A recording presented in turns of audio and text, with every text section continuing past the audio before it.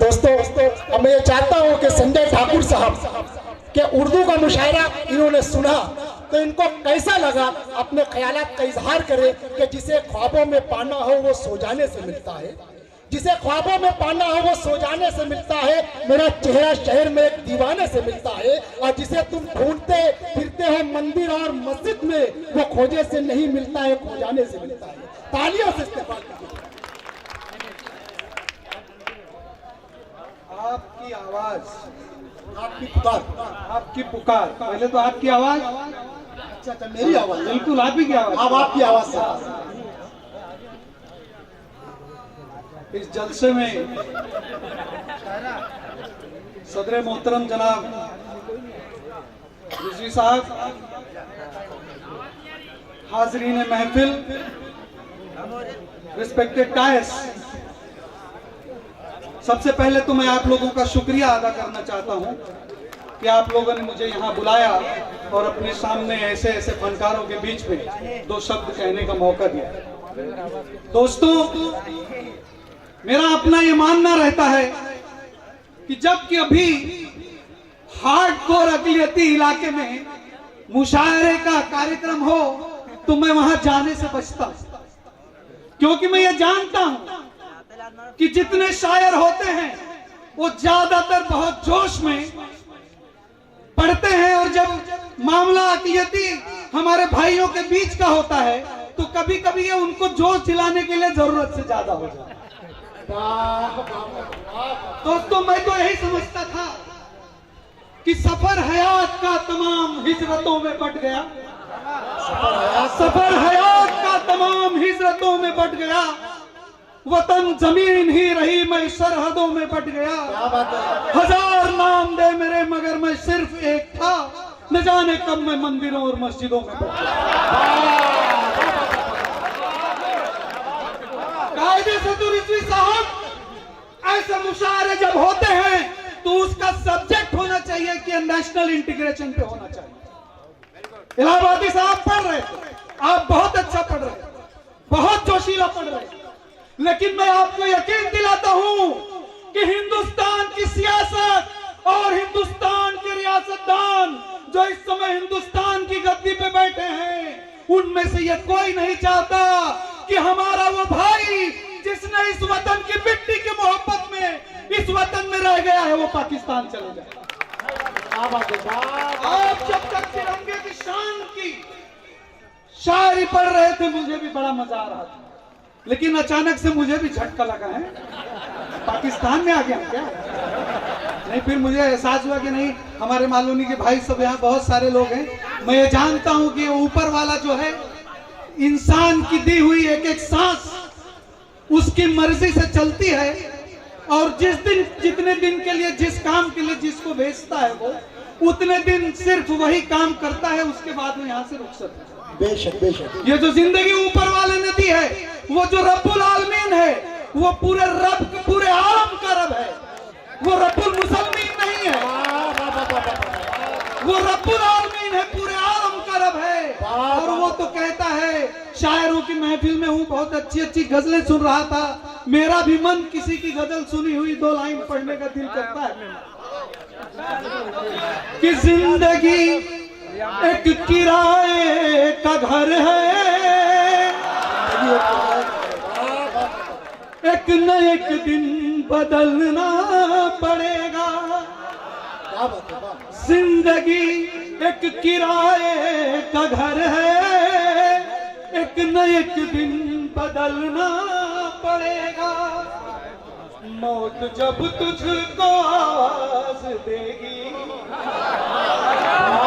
जब तुझको आवाज देगी, घर से बाहर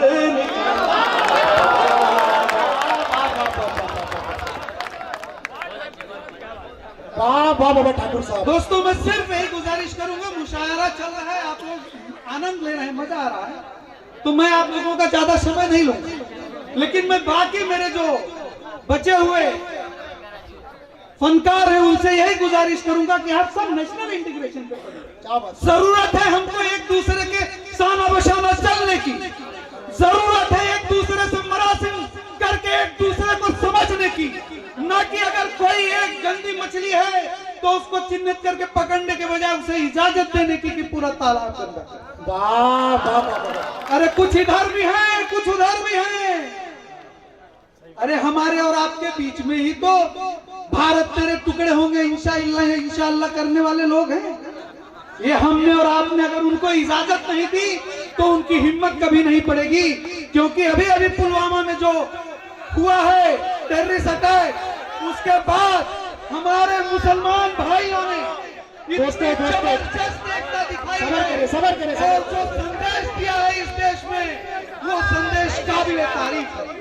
और पूरी दुनिया को ये बताया है कि इस देश में रहने वाला हिंदू मुसलमान हम सब भाई भाई हैं और हमारी एकता को कोई तोड़ नहीं सकता।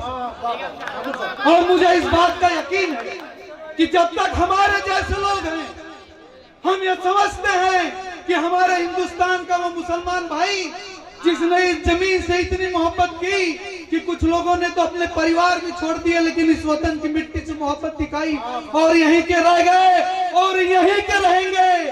किसने कह दिया आपसे कि कुछ और होने जा रहा है? बिल्कुल ऐसा नहीं है। बहुत अच्छा मुशायरा चल रहा है, आप सब लोग बहुत अच्छे से इसका आनंद लीजिए। मेरी बहुत सारी शुभकामनाएं हैं आप लोगों को और बहुत बहुत धन्यवाद आप लोगों का, जो आप लोगों ने मुझे अपने बीच आने का मौका दिया और दो शब्द बोलने दिया। शुक्रिया। जय हिंद। दोस्तों और साथियों, श्री ठाकुर साहब अपने ख्यालात का इजहार कर रहे थे, मगर वो जज्बात में थोड़ा सा खोए गए।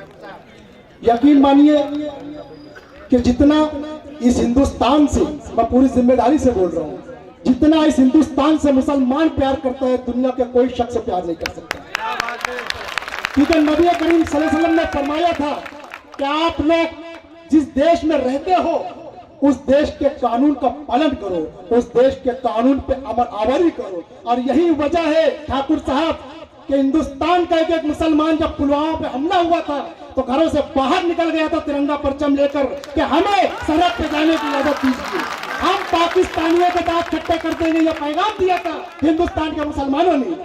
शायर ने शेर कहा था कि पैगाम ये मिला हमें खैरुल अनाम से, पैगाम ये मिला हमें खैरुल अनाम से, फाका हजार अच्छा है रिस्के हराम से। और दाऊद से सलेम से कोई गरज नहीं, सुनिए ठाकुर साहब, कि दाऊद से सलेम से कोई गरज नहीं, रिश्ता हमारा जोड़िए अब्दुल कलाम से,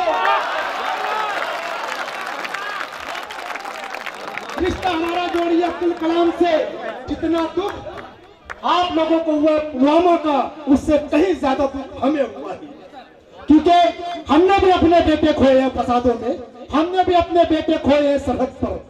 दोस्तों, ये वो स्टेज है कि जहाँ पर हिंदू मुस्लिम सिख ईसाई तमाम लोग यहाँ पर आते हैं और एकता की बात करते हैं। मैं आप लोगों के पिंडाले मोहब्बत में मोहतरम अब्दुल अंसारी साहब जो कि इंकलाब के नुमाइंदे हैं, मैं उनका खैर मकदम करता हूँ। ठाकुर साहब, ये भी बात सच है कि लिपट जाता हूँ माँ से और मौसी मुस्कुराती है, लिपट जाता हूँ माँ से और मौसी मुस्कुराती है। मैं उर्दू में गजल कहता हूँ तो हिंदी मुस्कुराती है। और फसादों का बड़ा गहरा ताल्लुक है, फसादों का बड़ा गहरा ताल्लुक है सियासत से।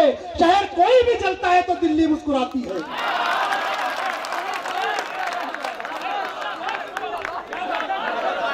शहर कोई भी चलता है तो दिल्ली मुस्कुराती है।